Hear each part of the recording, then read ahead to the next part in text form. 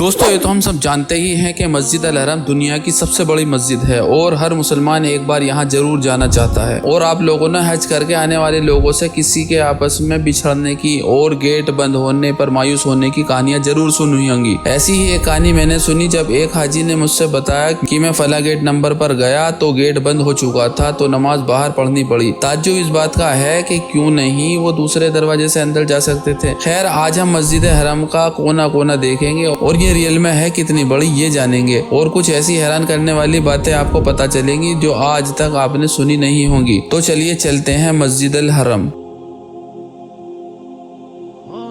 मस्जिद हरम दुनिया की सबसे बड़ी मस्जिद जो कि 88 एकड़ के एरिया में फैली हुई है, यानी लगभग 3,56,800 स्क्वायर मीटर। और अगर पूरा इंडोर और आउटडोर शामिल कर लिया जाए तो ये होता है 4 लाख स्क्वायर मीटर से भी ज्यादा। थोड़ा और आसान भाषा में बात करें तो लगभग आधा किलोमीटर से थोड़ी सी ज्यादा की लंबाई यानी 600 मीटर और इतनी ही चौड़ाई। अब अगर कोई मस्जिद के एक कोने से दूसरे कोने पर जाए, ऐसा करते करते वो वापस उसी कोने पर आ जाए जहाँ से उसने शुरू किया था, तो वो पूरा 2.5 किलोमीटर लेगा। और अगर मान लो कि कोई किसी एक कोने से मस्जिद हरम में दाखिल हुआ तो उसे लगभग 1 किलोमीटर चलना पड़ेगा काबा तक पहुंचने के लिए। यह हमेशा से इतनी बड़ी नहीं थी। 1955 तक इसका एरिया सिर्फ 27,000 स्क्वायर मीटर था, यानी आज की मस्जिद के 11वें हिस्से के बराबर। फिर किंग सऊद के जमाने में 1955 से लेकर 1973 इसका कंस्ट्रक्शन स्टार्ट हुआ और इसका एरिया हो गया 1,52,000 यानी कि 6 गुना बड़ा। उसके बाद किंग फहद ने फिर एक बार कंस्ट्रक्शन स्टार्ट कराया और इसका एरिया हो गया 3,56,800 स्क्वायर मीटर। ये अब 1973 वाली का 2.5 गुना और 1955 वाली मस्जिद अल हरम का 15 गुना एरिया था। और इसमें अब 82,000 नमाजियों के पढ़ने की जगह थी। किंग अब्दुल्ला ने 2011 में इसे और बढ़ाने का ऐलान किया, लेकिन 2015 में किंग अब्दुल्ला इंतकाल फरमा गए और किंग सलमान ने इस प्रोजेक्ट पर काम करना शुरू किया। इसके डिजाइन के अकॉर्डिंग इसका एरिया जस्ट डबल हुआ और इसमें 20 लाख लोगों के नमाज पढ़ने की जगह हो चुकी थी।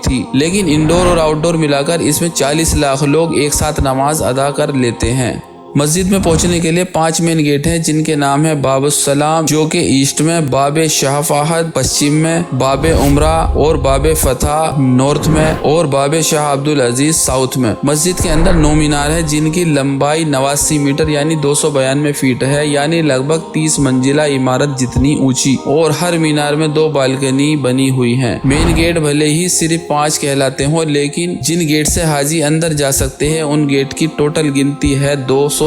जी हाँ, 210 गेट से मस्जिद अल हरम के अंदर पहुंचा जा सकता है। मस्जिद के बीचों बीच काबा को देखकर शायद ही कोई अंदाजा कर पाए कि ये कितना बड़ा है। असल में ये 50 फीट ऊंचा है और इसकी लंबाई और चौड़ाई 35 फीट बाई 40 फीट है। अब आप अंदाजा लगा सकते हैं कि 250 गज की चकोर जमीन पर 5 मंजिला ऊंची कोई बिल्डिंग। जी हाँ, पिक्चर में ये अंदाजा नहीं लगता। इसके मताफ के भी बड़े होते रहने की लंबी कहानी है। 1940 में इसका मताफ 40 मीटर का गोल एरिया हुआ करता था। फिर 1950 में इसे 50 मीटर कर दिया गया। धीरे धीरे बढ़ते बढ़ते किंग अब्दुल्ला के जमाने में कुल एक चक्कर 70 से 80 मीटर और पूरा तवाफ आधा किलोमीटर से ज्यादा लगभग 600 मीटर का होता था। आज अगर आपको मताफ में जगह ना मिले तो आपको एक चक्कर लगभग 150 मीटर और 7 चक्कर लगभग 1 किलोमीटर की डिस्टेंस कवर कर लेंगे। और अगर आपको छत पर जाकर तवाफ करना पड़े तो अगर आप इनर एज पर तवाफ करें तो एक चक्कर आधा किलोमीटर का और आउटर एज पर तवाफ करें तो एक चक्कर 750 मीटर का पड़ेगा। कुल मिलाकर 4 से 50 किलोमीटर के बीच में आपका पूरा तवाफ होता है। इसी तरह सफा और मरवा वाला रास्ता भी 600 मीटर का है और 7 चक्कर की सही में आपको 4 किलोमीटर का डिस्टेंस कवर करना पड़ता है। मस्जिद का गेट अस्सलाम सीधा सफा मरवा पर निकलता है। अल्लाह के नबी जब फतेह मक्का के मौके पर मस्जिद में दाखिल हुए थे तो इसी गेट से दाखिल हुए थे। तो कुछ लोग ये समझते हैं कि इस गेट से दाखिल होना सुन्नत है, जबकि ये सही नहीं है। आप इसलिए इस गेट से दाखिल हुए थे क्योंकि आपके सबसे पास यही गेट था, इसलिए सुन्नत ये होगी कि आपके जो सबसे नजदीक गेट है वहीं से एंटर किया जाए। वैसे एक टिप्स ये भी है कि किंग खालिद गेट से एंटर किया जाए, इससे आप काबा के सबसे दूर वाली जगह से एंटर होंगे